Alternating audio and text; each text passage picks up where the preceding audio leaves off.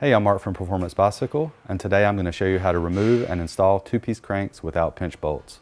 There are a variety of two-piece cranks on the market that use an attachment and preload system that doesn't include pinch bolts. SRAM, Raceface, FSA, Rotor, and others are examples. Removing and installing this type of crankset is a quick and easy job if you have the correct tools and a basic understanding of the process. Tools you will need: full set of metric hex keys, torque wrench, waterproof grease, plastic mallet. Before you get started, you'll want to determine what type of preload system your crankset uses, because it will affect the process. Most commonly, it'll either be a wave washer, which compresses and puts a load on the bearing once the crankset's tightened, or it'll be a preload adjuster that's attached to the non-drive side crank arm that you use to put a load on the bearings. Locate the small hex bolt that secures the preload collar and loosen it enough to back the preload collar off completely.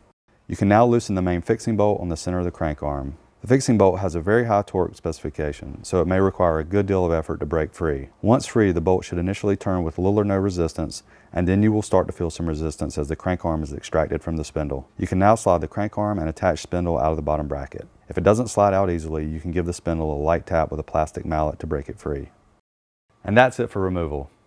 Installation is basically a reversal of the removal process, but there are a few key things to note. You'll want to make sure everything is clean before you start. Apply a thin layer of waterproof grease to the inside of the bottom bracket cups and the threads of the fixing bolt. If your crank uses a wave washer for preload, install it according to the orientation on the instructions.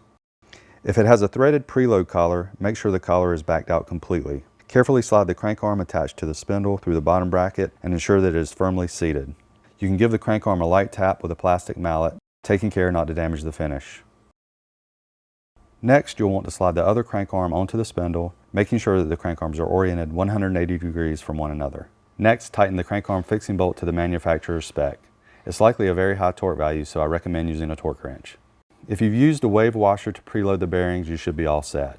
If your crank has a preload collar, turn the collar until all side-to-side play is removed, and then tighten the hex bolt on the collar to fix it in place.